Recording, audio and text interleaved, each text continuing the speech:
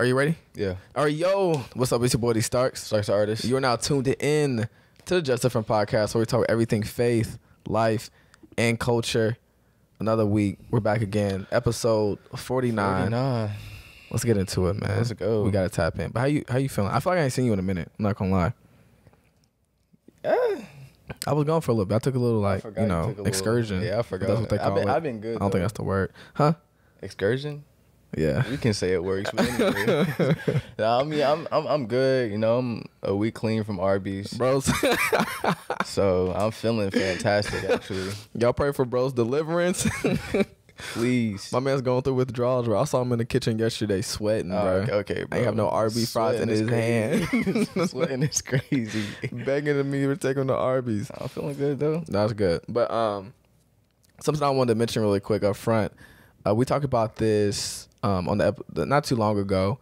After we had taken that week off from dropping the episode, we talked about rest, essentially, and not necessarily rest within itself, but I guess what we had learned from that period of rest that we took. But there was something that Jackie Hill Perry posted on her IG that I wanted to share because it was really powerful, talking about rest and the importance of it. But it basically said, why is rest so hard? It could be that rest imposes certain limitations on us, putting us in the position to find purpose independent of our work. And it continues to say, it's a little slides ahead, but it says, the rest we resist is for our good. It's a way to steward our entire selves. How else will we remember that man doesn't live by bread alone?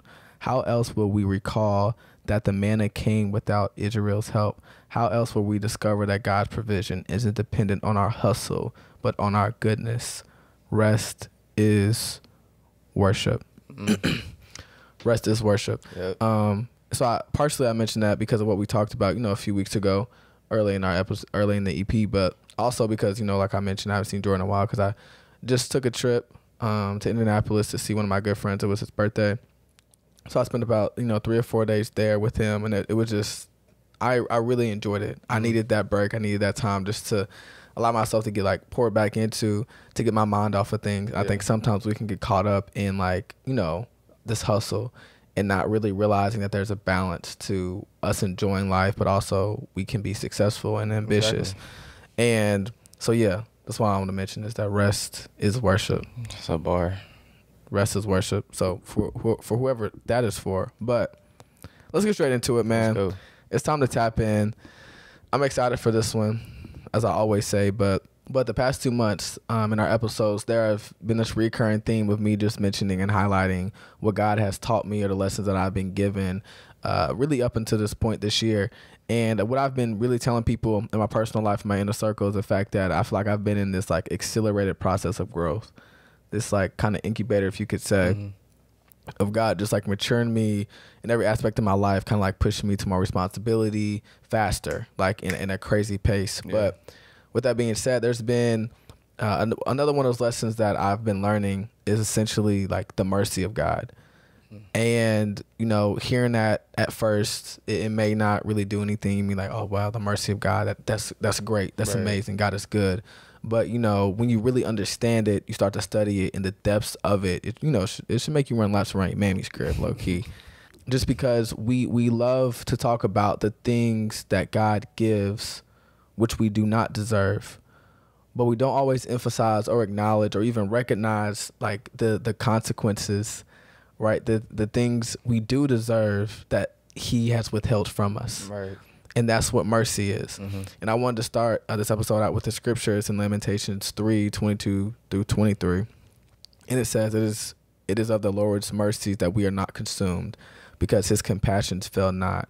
They are new every morning. Yeah.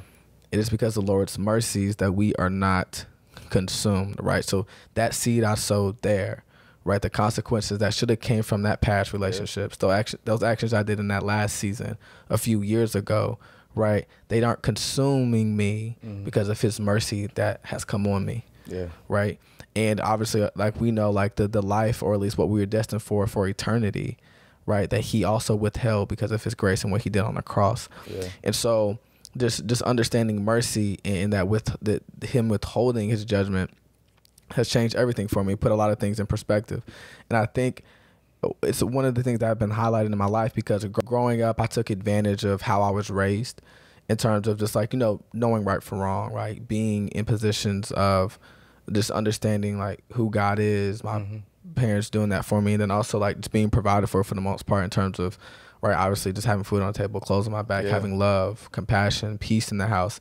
And as I started to get older, getting into like middle school and more so into high school and really college, I found myself being extremely critical of everyone around me and their mannerisms and their habits and what they were going through and what they were in, of like, yo, like, how can you do that?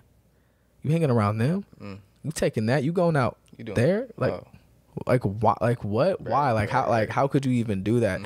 And it was just me throwing this extreme judgment on people that God withheld from me. Even after I got saved, that was still like my mindset of like just looking at people side eyed and raising my eyebrow. Like, you still in that relationship? Like, how you still with? I used to, bro, tear people up, telling you, especially with the relationship piece. Bro, how you still with them? Like, and what understanding mercy in this topic has helped me with is really my compassion and my empathy and patience with other people. And it's because what I realized, and I mentioned this last week, that I wanted to say for now. But it's the fact that mercy is a mirror. Mercy is a mirror. And what I mean by that is I can look at I am everyone I've ever judged if it was not for the goodness of God. Say it. I am everyone I've ever criticized, looked side-eyed about, raised my eyebrow to, if it wasn't for his mercy. It's a mirror. Yeah. I can see where you are, where you've been, and say, that's me too. Right? And I was just having this conversation with my mom. We were talking about, some childhood friends that I've had, and they're still in that process of just finding their faith and coming into, their relationship with God. And I told her I have so much patience with them and where they're at, because I know, like, if it wasn't for the small encounters that I've had that changed the entire trajectory of my life, that I'm them too. Yeah, I'm right there. I'm going out to the same places, hanging with the same people, doing the same things, if it wasn't for mercy. And for being honest. It's a mirror. And so that's helped me so much. And just, we talked about evangelism last week, and my evangelism, just me understanding people, my empathy and understanding. So that's what we're going to be talking about today. It's just really mercy and all the different parts of it and understanding it, because it's something that sometimes we really need to be reminded about. A lot of times. I mean, like you were saying, I think, well, I know God's love is a combination of giving us things we don't deserve, but also withholding from us the things we do, but I think we oftentimes focus on the former because we don't see the things he's keeping from us, obviously. So I think that the unseen oftentimes goes unnoticed, but I think it's something that we need to start bringing the light to, because once we put his mercy on the back burner, we fail to give that to other people, kind of like what you were talking about in your own life. I think we're good at giving. We're good with grace when it comes to, if my friend needs a ride, calls me up, like, I'll give him a ride. Like, that's not a thing. You don't need to pay me. Like, cool. Like, out of the grace of my heart, I can do that. Or, if you see a homeless man or woman on the street, you give them money out of the grace and the love of your heart, whatever that looks like. I think we're good at giving. But when it comes to withholding things, when it comes to, when someone does us wrong and we feel like, man, they deserve to have this grudge held against them, or they deserve to feel the pain and the hurt that I feel. That's like, I mean, you might be right. For being honest, they might deserve that, but you also deserve some things that you haven't been given either. So I think when it comes to the mercy thing, it's something that we're not really too good at giving out. Because if we're being honest, like, it's real easy to give something good to people who have done us no wrong. It's much harder to withhold something bad from those who have. I was thinking about the giving hands when I was thinking about this topic. We have our hands out, they're open. We're like, take, we're giving, like, take, I'm willing to give, I'm willing to give, I'm willing to give. And I think some of us need to close our hands, because there's certain things that don't need to be given, and I think that was very symbolic to me, in the sense that we need to function the way God functions. Like, always, that's who we're supposed to mirror. And his love, like I said, is a combination of that mercy and that grace. And once you understand that the mercy is there, because like I said, because it's unseen, it goes unnoticed. But once you bring light to the fact that it's there, that's when you start giving it to other people, and you start having that patience, like Darren was talking about earlier. Oh, yeah. That's good. And then there was something else that I saw that I wanted to mention that I was reading about, it was that helped me put this in perspective a lot, and it's the fact that mercy is God's patience in action. Mercy is God's patience in action. And so the same patience that he has given us, that he so graciously displays to us, we need to also be expressing and freely giving to other people. You know what I mean? Because we can't ever put a timeline on someone else's deliverance, their process, their journey, what God's bringing them through. Right. Before you judge them, you need to make sure you're loving them too. You need to make sure you're loving them too. Yeah. Like sometimes we can just get, in these modes of looking at people, whether they be Christian or not, and just, questioning their every move, right? Instead of really getting behind the why behind what they've been through, or what may be causing what they're going through. Like, yo, you still addicted to this. You still in that. Like I said earlier, you still with them, Right. still doing this, or just in general, like not even something they're still in, but something that they're struggling with right now. Yeah. And we have to realize that there was always something God offered to us before he desired to bring judgment upon us. So I'm saying, what in 1 John 4:19, what we love because he first judged us, Oh, I don't think that's what it said. condemned us. No, we love because he first loved us. Right. Fire. Don't get it twisted. That love also came with truth, but he always offered love before that condemnation came as well. Yeah. Right. And it says in 2 Peter 3:9, the Lord is not slow in keeping his promises, as some understand slowness. It said he is patient with you, not wanting anyone to perish, but everyone to come to repentance. Right. He offers repentance, right? The opportunity to repent through his love first before he allows that eternal judgment to come upon us. And it's always an option that we have. And so, as Jordan was saying, in the same way that God operates, it's the same way we need to as well. So before I come criticizing you on what you've done or what you're going through or doing right now, let me love first. Let me offer you the opportunity to change, right? A better way, a better path, rather than just like judgment, because that's what God did with us. You know what I'm saying? So I wanted to mention that as well, because like that patience piece is also really important to like understanding mercy and putting it in a perspective. Yeah, I think that love part is huge.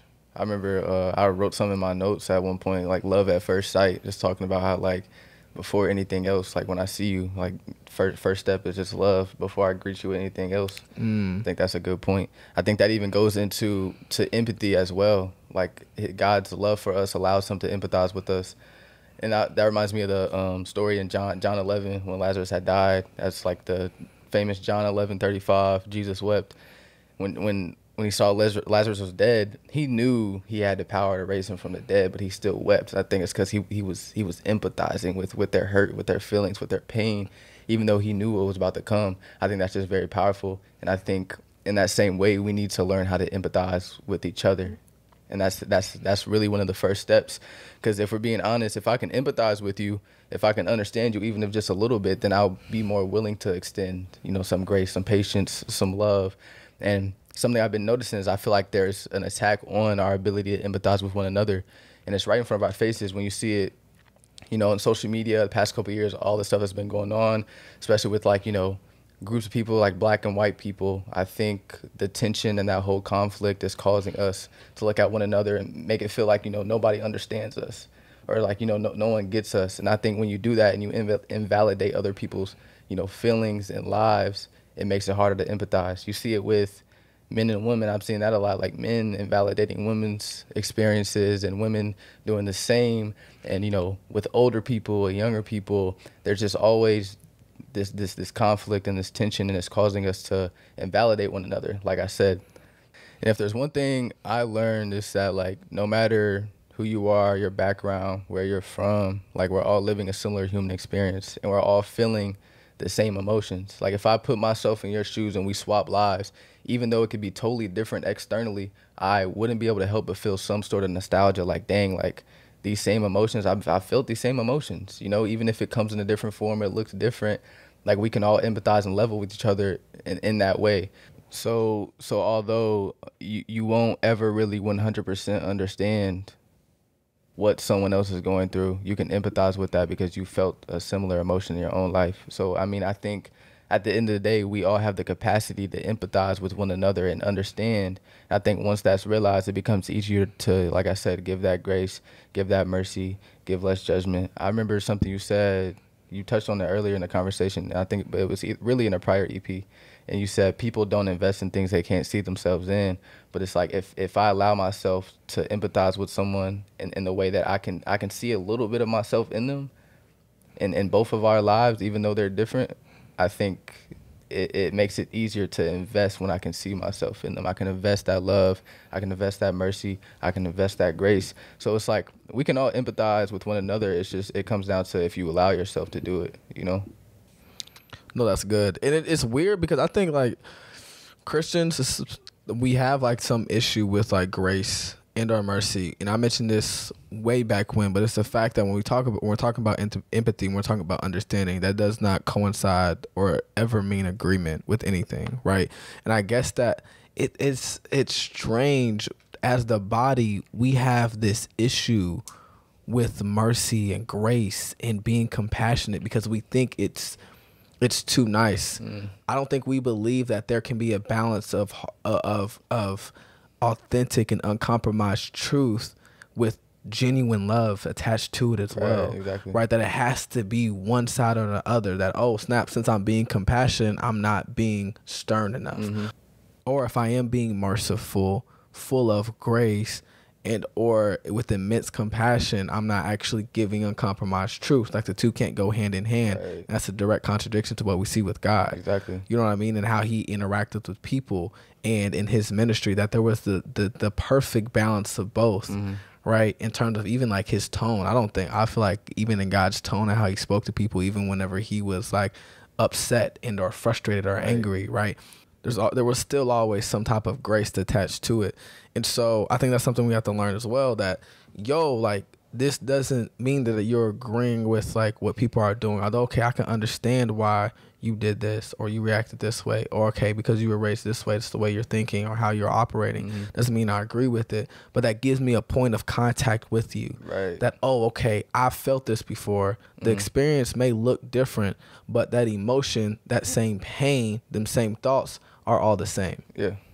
Right. It's a point of contact. And that's what the enemy, all this division that Jordan was mentioning that's been happening really the past 4 years, that's what it's doing. It is diminishing, ripping apart, and or removing our point of contact with one another. That's all empathy is, right? You walking down the street, you see somebody with the anime shirt on, you're like, oh snap, you watch that. Right. Empathy. I understand. I understand you. Oh, you got that jersey on. Oh, I watched the NBA too. I understand. Oh, you've been through that before. Oh, I can understand you, right? I can get you to a certain extent. But without that, there is no point of contact, that we now think, oh, we can no longer understand each other to any extent, like you say, invalidating one another and this and that and whatever. And without that, there can be no mercy. I can't. If I can't understand why you did what you did, it's only going to be judgment on what you've done. And not looking at, oh snap, but I see why. Yes, so that's important too. And I think God shows his mercy. That's important. And I think God shows his mercy through his understanding as well.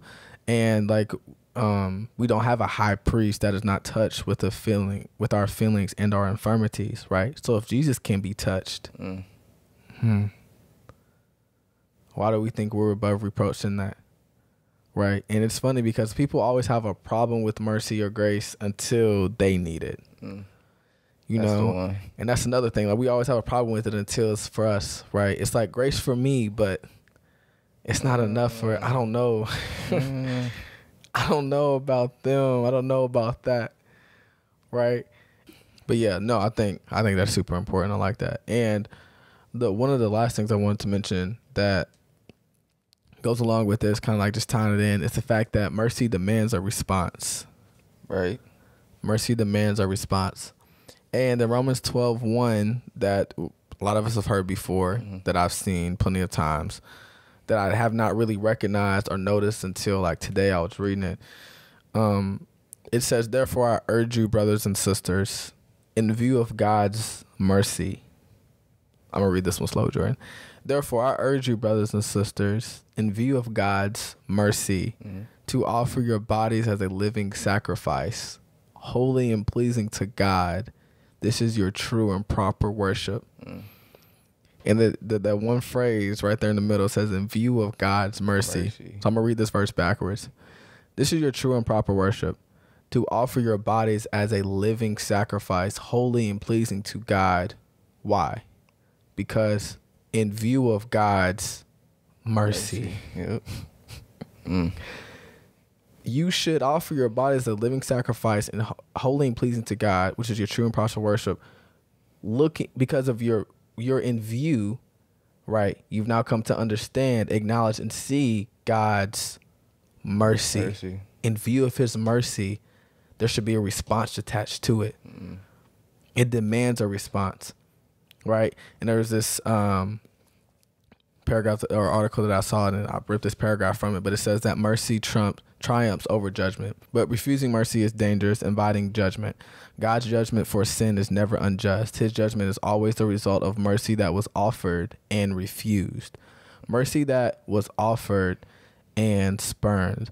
The Lord is patient and never wants us to perish. He wants us to repent, but those who refuse mercy will receive judgment. Like I said earlier, there's always something he offers first before he brings his judgment upon us, and that's mercy, right? And it always triumphs over judgment if it's something that we receive. But what receiving that looks like is it's a response that it comes with, right? That in view of the goodness of God, right? Like we always talk about in view, in light of his love and what he's done for us, it brings me to worship him. It brings me to my knees of how good he is. And it's the same with mercy. It's the same with grace, right? It demands a response that of everything that I have done that I do deserve, that he's withheld from me. Here's my body as a living sacrifice, pleasing to you, which is my worship, right? So that's why I wanted to mention too, because that's a part of it, that it's not just something that we just acknowledge, recognize, and praise about. It should be something that brings us to more action. Demands a response, right? And that's something else that I've been learning along with it, that it's not only like changing my response in like other people, right, in terms of my compassion, patience, and empathy, but also in my sacrifice. Jeez. In my sacrifice, it demands a response. So yeah, and then again, it's not he doesn't want any of his children to perish. Mercy is always the first resort, the first option. But if that is then rejected, judgment is the only thing that's left. But yeah, mercy demands a response. And I thought that was good. That was fire. All right, yeah, you got anything else for the people though? Ending it off? Yeah, just want to highlight something, that I kind of just already touched on earlier. It's just like, the unseen oftentimes goes unnoticed, but I think once you bring the acknowledgement to it and you understand your need for it and why it's there, then it'll amplify your desire to give it out to other people. So don't allow the unseen to go unnoticed in your relationship with God and what he's doing for you. It's fire. Yeah. One thing I wanted to share is this post I saw from our apostle, Matthew Stevenson. And it starts off and it says clay and has an equal sign, which basically what he's saying is clay means he's working on me too. That's what that phrase means. That's what he's coined that term as, that he's working on me too. Then he continues to say, I'm everyone, that's what I mentioned earlier, I'm everyone I've ever prayed for, preached to, prophesied to, if not for his grace. This one truth is why I work altars forever. Let's have fun on the potter's wheel and be normal. It's not an excuse for sin because sin ain't never needed an excuse. Just be perfectly broken and yield. Don't be phony. We have enough plastic. We got enough plastic. Which actually, that's that's an EP title right there. That's gonna be that's a whole nother episode. I like that one. Be perfectly broken. And I wanted to mention that because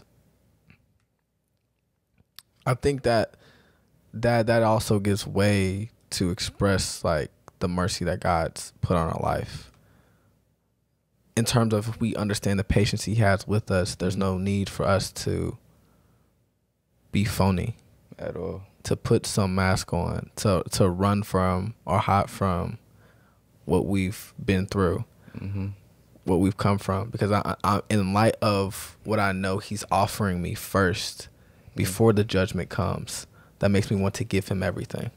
Yeah. And there's no reason to hide, right? And not only from him, but from others as well, because I know what he's done in me, right? And what he's paid for already. So yeah, just keeping that heart posture of clay. He's working on me too. You know, and we don't have to put on like any other facade or be some type of church actor, and just be real in view of his mercy and continue to offer ourselves and our lives as a living sacrifice. That's so good. I just want to say one more thing. I was thinking about how in the Garden of Eden, when Adam and Eve had eaten the fruit, and it said that they hid away. I think they hid away because they failed to fully understand his mercy, and they were afraid of what would come next. But they didn't understand that there was something that he gave before, right? And then when you look at Jesus in the garden, he was open about his hesitation. He didn't hide it away. He was open about it because he understood the mercy. He said, let this cup pass from me, but you know, your will, not mine. But I think that dynamic and just that parallel is just so crazy. Like, and the difference was just the understanding of his mercy was the difference between them hiding and him being open. So it's like you're allowed to be open. And I think that's what Jesus showed in the garden right there. That's fire. That's fire, bro. Yeah. Ain't no need to hide. Ain't no need. No need to hide. Jeez. All right, man. Y'all know what it is, though. We love y'all. Appreciate y'all. We come back for another week. We got some exciting stuff coming. Oh, yeah. Promise. Got a guest coming in next week. Stuff happening for this year anniversary. Y'all gonna like the guest. Just stay tuned. But stay you, stay real, and stay humble. We'll catch y'all next week. Much love.